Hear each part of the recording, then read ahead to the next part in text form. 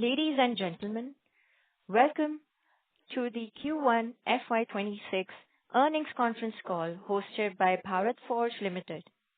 As a reminder, all participant lines will be in the listen-only mode, and there will be an opportunity for you to ask questions after the presentation concludes. Should you need assistance during this conference call, please signal an operator by pressing star, then zero on your touchtone phone. Please note that this conference is being recorded. I now hand the conference over to Mr. Amit Kalyani, Vice Chairman and Joint Managing Director of Bharat Forge Limited. Thank you, and over to you, sir. Good evening, ladies and gentlemen, and thank you for joining our Quarter 1 analyst and investor call. We are definitely in very interesting times. Given the undercurrents, I would take you through first the numbers, and then our team will take your Q&A. I have with me our finance and investor relations teams.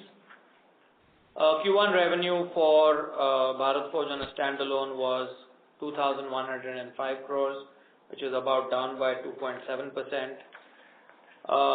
The uncertainties around the whole tariffs have created a lot of disruption in the global outlook for automotive global in the US and worldwide. The pause in the emission norms have pushed out the pre-buy effect which was anticipated, and some amount of seasonality in the aerospace business has also contributed to top line weakness.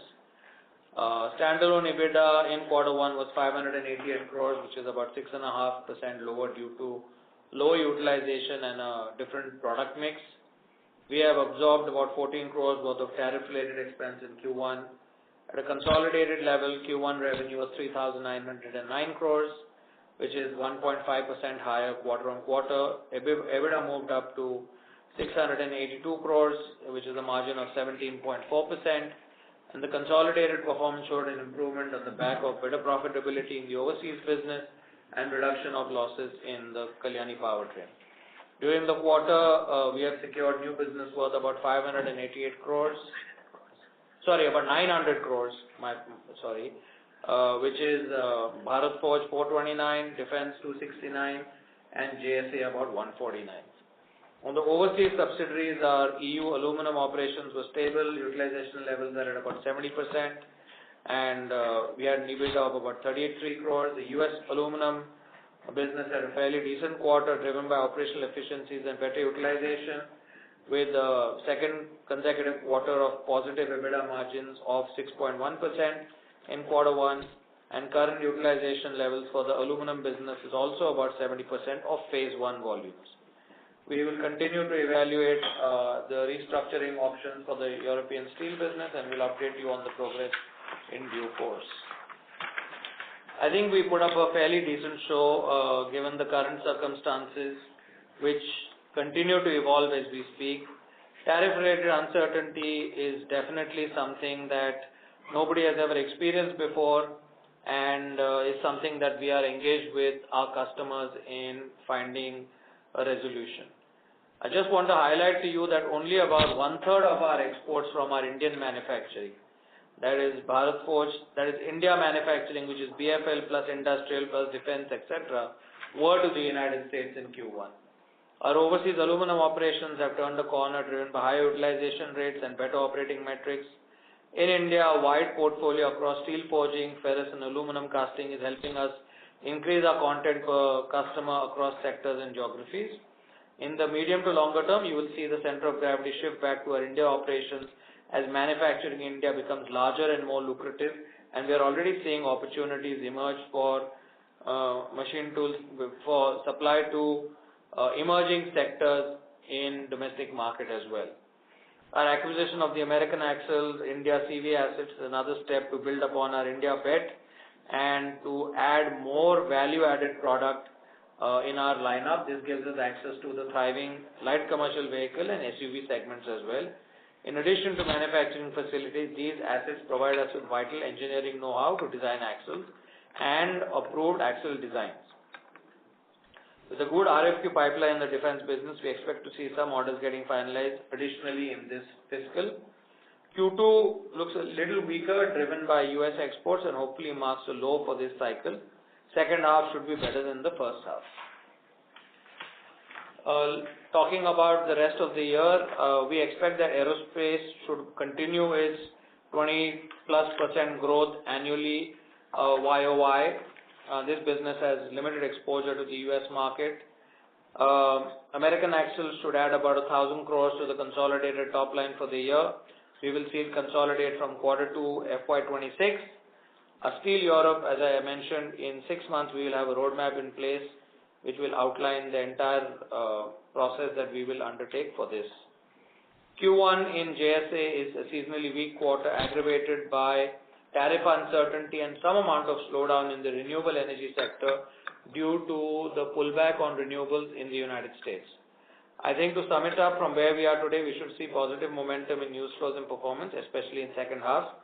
And, like the past, we will use this period to pivot and come out stronger than before. Thank you very much. I will now have my team answer your questions. Thank you, sir. We will now begin the question and answer session. Anyone who wishes to ask a question may press star and 1 on their touch-tone telephone. If you wish to remove yourself from the question queue, you may press star and 2. Participants are requested to use handsets while asking a question. Ladies and gentlemen, we will wait for a moment while the question queue assembles. The first question is from the line of Mr. Kapil Singh from Nomura. Please go ahead, sir. Yeah, good evening, sir.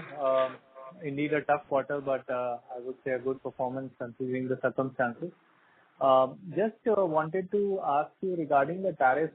Firstly, a more fundamental question: who bears the tariffs? Is it distributed across the entire chain of customer, OEM, and suppliers? Does Bharat Forge need to bear more? Just your perspective on this thing. So you're asking essentially how is the tariff compensated? Who is paying? Yes, yes. So how, so right now, irrespective of who pays the tariff, whether it's the customer pay, whether we pay the tariff or the customer pays the tariff, at the end of the day, it is compensated in price. And usually what happens is, customers work with us to find such solutions, because obviously these are extraordinary circumstances. And given the fact that we provide critical products, all customers are working with us to find suitable solutions, because that is the need of the hour right now. Okay. And sir, this 14 crores impact that we bore, was that for the full quarter or was that for part period? No, that was for full quarter. Okay, so tariffs were applicable for full quarter? Yes. Okay. The second question is, currently, with the tariffs currently at 25%, how is the, competitiveness of Indian exports? And which are the geographies from which we are facing competition for products like crankshafts and front axles? So I'll answer this in a very simple way. All the countries that produce these parts have the same tariff. Either we are the lowest or we are equal to what anybody else is. Nobody is lower than India. The other two geographies are China plus another one, both of which are at higher levels. Okay. And is there a case that you need to think about setting up manufacturing for some of these products in US, or and if the tariff uncertainty is affecting any order inflow from the customers as well? That will be the last question for me. So we are not looking at setting up any other facilities right now anywhere outside India. On order inflows, I think I'll let Subodh answer that. At this point, there is no impact on order inflows, because typically, for the products that we are engaged with, it takes anywhere between 3 years to complete the whole approval and validation cycle, even if we have to move it anywhere ourselves. So it's a very complex process. So currently there is no impact on the order flow because of this reason. Okay. Thank you, sir. Thank you. Ladies and gentlemen, in order to ensure that the management is able to address questions from all participants in this conference, please limit your questions to 2 per participant. Should you have any follow-up questions, we would request you to rejoin the queue. The next question is from the line of Gunjan from Bank of America. Please go ahead. Yeah, hi. Thanks for taking my questions. Just one quick follow-up on tariff and then get to the rest of the business. You mentioned in the prior call that the tariff was different for industrial and autos, right? Is there any change to that with the recent 25% imposition? Does the industrial also has the same tariff now that's the CV part of the business also gets impacted and we see 25% implication on that? Currently, that is the scenario, and that is under evaluation by the US government as well. And this 14 crore, again, what Kapil was asking, the tariff is applicable only when the shipment reaches US, in which case, the tariff would have been applicable only maybe, towards June or something. So is it fair to assume that we will see more impact of tariff going into the second quarter? Even for this tariff that is applicable now, the effective date of implementation will be 7th of October or something like that. So we will have some time for whatever is being shipped. 7th of October, I'm sorry. August. 7th of August. Implementation. August.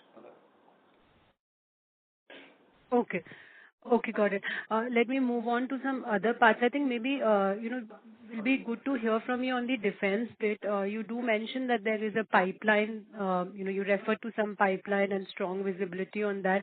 Can you talk a little bit around it? What is it we're seeing? Is it on exports and is it still, So look, as you know that we have announced that we had a pipeline of 9,000 crores.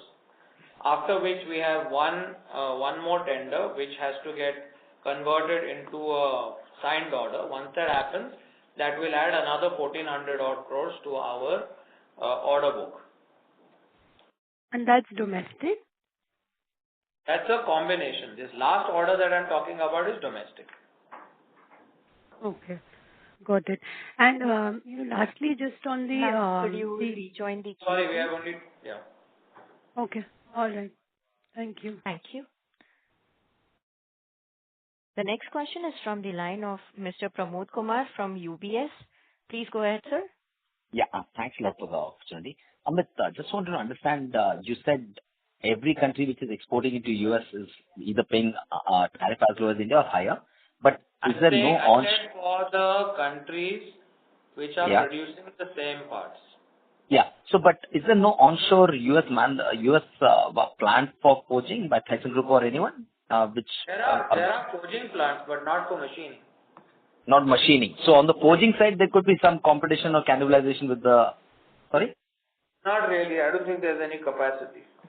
Oh, they don't have capacity. No additional capacity, as far as we understand. Fair enough, sir. And yeah.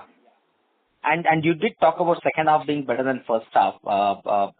Just trying to understand the reasoning behind that, and also within the first half, how should then one look at 2Q versus 1Q, sir? If you can just help us, it will help us navigate this uncertainty in a much better way. Honestly, look, the tariffs were announced 3 days ago. Okay, so I think we have to wait to understand the overall situation and then come back to you. But this is basis what we are hearing from our customers. Okay. Second half assessment is based on what you're picking up from customers, basically. Yeah. Fair enough, sir. And on the defense side, last one. We've seen that recent orders, the entire the situations what we had in India, even the Israel-Iran, that increasingly the war theater, the action is moving towards air-based system, drones, missiles, anti-drones. So what is the group strategy? Because you have very deep roots on the land side. No, we have a presence in every sector. Yeah. As you are aware, we signed an agreement with a company called Turgis Gaillard for mail drones. Yes. We have a solution right from mail to super light drones. So we have an entire range of airborne unmanned aircraft.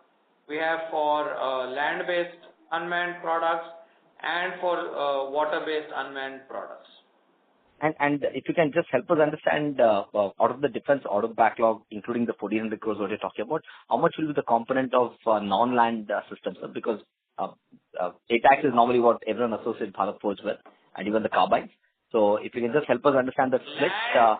See, land, when you say, it includes specialty vehicles, it includes artillery systems, it includes a lot of things. So artillery itself is about 4,000 crores. Artillery alone. Yeah, so it's less than half. And carbines and other stuff. I think carbines is a recent order, right? It's not yet included in that. Oh, it's not included in that because if I'm not wrong, media reports suggest that you are L1 already on that. Yes, we are L1, but the contract is not yet signed. And how big that opportunity be, sir? Because that's first of its large one. I already discussed that. That is 1,400 crores. Okay, that's 1,400 crores. And is the market much larger for such carbines? Because I believe there are procurement at it's huge. State government level. That's only 200,000. Yeah, sounds good. Thanks a lot, sir. Wish you all the best. Thank you. Thank you. Thank you. Participants, you are requested to limit your questions to 2 per participant. Should you have any follow-up questions, we request you to rejoin the queue. The next question is from the line of Amyn Pirani from JP Morgan. Please go ahead, sir. Yes, hi. Thanks for the opportunity. Am I audible? Yes. Yes, sir. Yes, hi. 2 questions. First of all, on the U.S. aluminum profitability, does this business get any benefit because the U.S. has imposed tariffs on a lot of things? So that some profitability side, or if you can highlight what is causing the sharp improvement in profitability here. Well, one factor is that our operating metrics in terms of volume, capacity utilization have improved. So that's really fueling this improvement. And, I'm hoping that having a competitive source make in the US will help other US OEMs maintain their MCA requirements. So managing MCA requirements is an important factor. So that should help us with securing new business. Understood. And I think till last you were also mentioning that there were increases from the customer. Sorry, it's breaking. So there's a static disturbance at your end. Is this better now? Yeah. Please go ahead. Yeah. Now I'm just saying that I think till last quarter you were also mentioning that there was some delay in getting the price increases from the customer on the aluminum business. Is now that behind us now? No, it's not yet done. That's still. Hello? Yes, I can hear you. That's not yet done. Okay. Thanks. I'll come back in the queue. Yeah, thanks. Thank you. The next question is from the line of Mr. Pramod Amke from InCred Capital. Please go ahead. Yeah, thanks for the opportunity. So Amit, considering that this tariff overhang has been there for some time in the system, is there any pre-buying by the clients which has happened in the last couple of months? No. Nothing of that sort which you see? No. Okay, thanks. And second, with regard to the US aluminum forging, what is the plan now with regard to the second line of capacity? Are you advancing that? Looking at the constant? That's already under implementation. Okay, so it's on time. Installation and trial. It's under installation. Okay, and there also capacities have been booked, or how is the scenario? A little bit, not all of it. We have some empty capacity. We have deliberately kept some capacity empty because we thought that, if there is some positive development on the demand in the US and made in the US, that will give us some, leverage in the future. Sure. And the last one is with regard to defense. Considering the recent conflict, how are you looking at addressing or adding up more addressable segments to your defense target for next 3 to 5 years? So we are working on multiple areas. We are working on right from, as I mentioned earlier, drones, right from air, land and sea, to air defense, to naval guns, to lots of other advanced systems. And within all these systems, we will have high domestic content. So that's our goal, to have a broad-based business. Sure. Thanks and all the best. Thank you. Thank you. The next question is from the line of Mr. Kapil Singh from Nomura. Please go ahead, sir. Yes, sir. Thanks. Just one follow-up on KSSL revenues. They have come off over the last 4 quarters. Just some, understanding as to what is happening over there. KSSL's revenue, don't look at it on a quarterly basis, look at it on an annual basis. Because there are a lot of, let's say, lumpiness in this business. So I would look at it on an annualized basis. And we will see a recovery in Q3 and Q4. Okay, so on an annual basis, there should be growth in the revenue. Yeah, that is what we are projecting. Okay. And what percentage of these revenues, what percentage of the supplies go from domestic for this? Sorry? From Everything the standalone. is from here. So from the standalone operations, what is the overlap between the revenues? Yeah, so the forging components. See, the thing is that old orders that have been taken in Bharat Forge will continue to be, completed from Bharat Forge. New orders will be from KSSL. Okay. But it doesn't make a difference because and KSSL is a 100% subsidiary of BFL as well. Okay. And what about the ATAG guns? Where will that be accounted for? It would be BFL. But as Mr. has also mentioned, we should look at it on a consolidated basis because it's a 100% subsidiary of the company. Yeah, I understand that. Thank you. That's it. Thank you.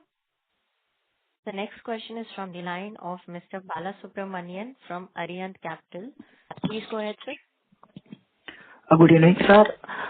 Thank you so much for the opportunities. Sir, servers and SMT lines are new ventures, and what kind of business opportunities we are having in coming years?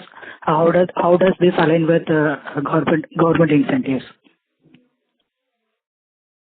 On SMT, we have,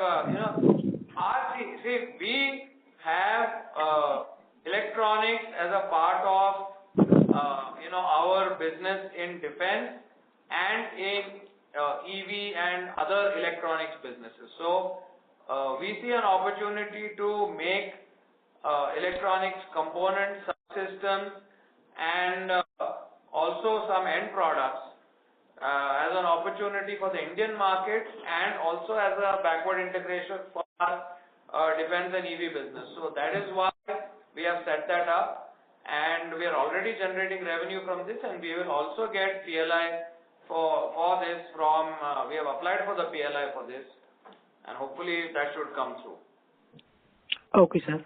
Sir, especially construction, mining, and aerospace, those areas witnessed weak performance. Is this a demand side issue or execution related, and when we can expect a recovery? And secondly, this KPTL e-mobility subsidiary, when we can expect break even, whether it is in H2 or beyond that? First of all, aerospace, we will have strong growth in the year. Again, you have to look at it on a YOY basis. We should see upwards of 20% growth, maybe even higher than that. Construction and mining, there has been a dip, but hopefully that will also improve in the second half. What we are seeing is a growth in construction and mining in India as the whole infrastructure development in India is taking off. So the other question? KPTL, we are working on a few. Look, first of all, we have reduced our costs and we have reduced our losses. But for the profit, I think, it depends on getting a couple of big contracts going, which we are working on. Let's see.